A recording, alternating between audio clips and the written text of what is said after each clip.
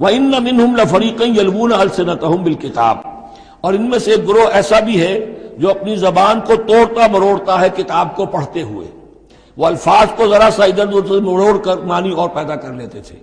ان سے کہا گیا حتہ کہو تو ہنتا بنا دیا، بجائے اس کے کہ اللہ ہماری گناہ جھاڑ دے، ہمیں گیہوں دے۔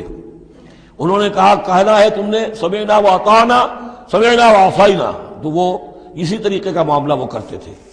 جب تورات کو پڑھتے ہوئے بھی جب دیکھا کہ جو سائل آیا ہے وہ فتویٰ مانگ رہا ہے، اس کی پسند کچھ اور ہے، تو الفاظ کو توڑ مروڑ کر پڑھ کر کہہ دیا کہ دیکھو یہ کتاب کے اندر موجود ہے۔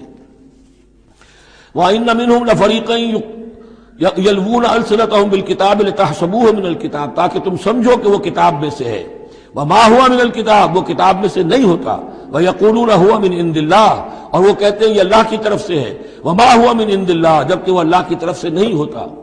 فَوَيْلٌ لِّلَّذِينَ يَكْتُبُونَ بِأَيْدِيهِمْ، یہ پڑھ چکے ہیں سورہ بقرہ کے اندر بھی کہ وہ لوگ کہ جو اپنے ہاتھوں سے لکھتے ہیں کہتے ہیں کہ اللہ کی طرف سے ہے۔